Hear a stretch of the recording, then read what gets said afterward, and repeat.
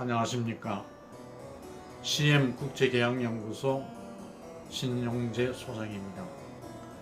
오늘은 국제계약에 대해서 기본 개념과 왜 계약이 중요한지에 대해서 간략히 말씀드리려고 합니다. 계약이라는 것은 잘 아시다시피 둘 이상의 이해 당사자 간의 합의를 말하는 것입니다. 그런데 이 합의는 구두로 된 것도 계약이 될 수 있을까요? 계약이라고 할 수 있을까요? 아마 대답하시기가 좀 곤란할 겁니다.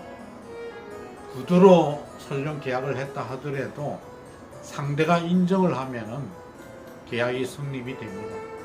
그런데 합의된 사실을 상대가 인정하지 않으면 계약이 성립될 수가 없습니다. 그러면 합의가 되었다고 해서 양 당사자 간에 합의가 되었다고 해서 다 계약이 되느냐? 그렇지 않습니다.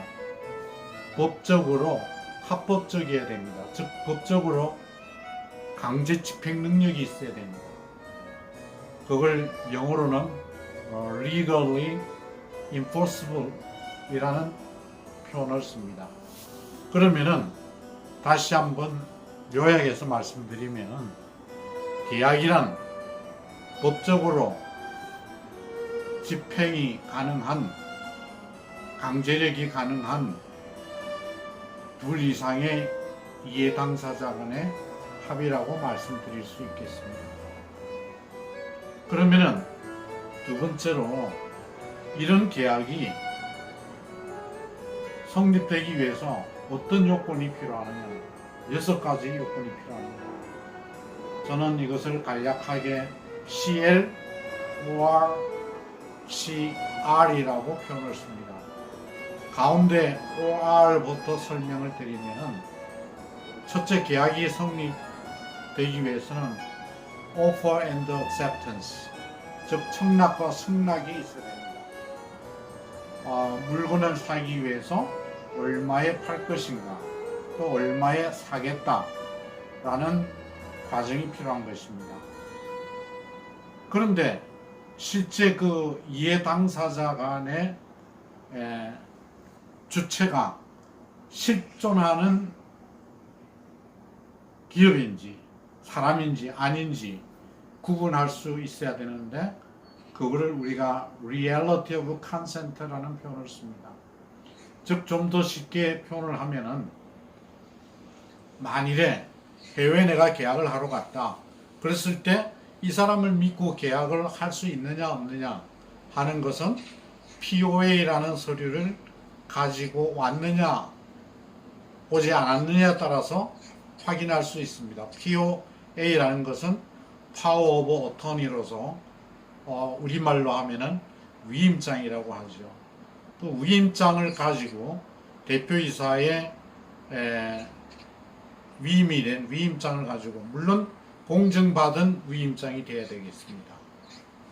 그 다음에 세 번째로 뭐가 있을까요? 첫째는 우리가 Offer and Acceptance가 필요하고 둘째는 Reality of Consent가 필요하고 동의의 실체가 필요하다고 말씀드렸습니다. 세 번째는 가장 중요한 계약에서 이해관계가 되는 조항이 있습니다. 이것을 우리가 약인이라고 하는데 우리말도 상당히 어렵죠. 영어로 하면은 consideration이라고 합니다. 오히려 영어가 조금 더 이해하기 편할 수도 있습니다. 즉 상대방을 고려하는 거죠. 배려하는 거죠. 즉 어떤 물건을 사고 팔 때 어떤 물건을 주고 얼마를 받을 것이냐 이 대가성의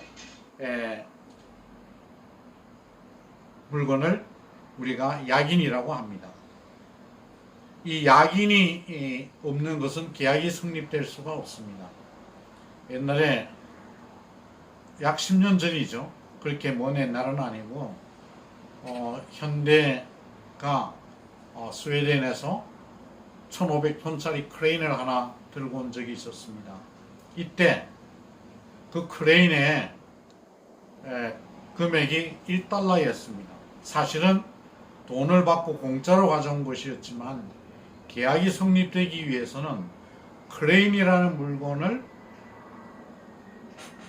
팔 때 대가로서 금액이 지불되지 않으면 계약이 성립되지 않기 때문에 일불이라는 편법적인 계약을 체결했던 것입니다. 약인이 세 번째로 중요하고, 네 번째로는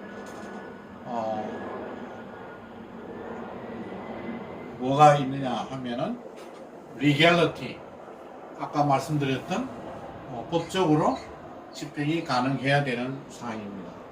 그 다섯 번째로는 법적으로 집행이 가능하다.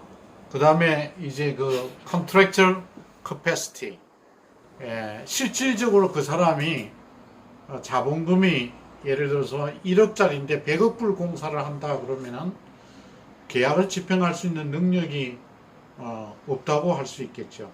그래서 contractual capacity가 중요하고, 마지막으로 이 모든 것이 반드시 계약은 문서로 남겨야 됩니다. 그래서 requirement for writing, 이렇게 즉 문서화된 계약서만이 계약으로 성립할 수 있다, 이렇게 할 수 있겠습니다. 그래서 간략하게 계약의 정의와 또 계약이 성립될 수 있는 6가지 조건에 대해서 오늘 말씀드렸습니다. 감사합니다.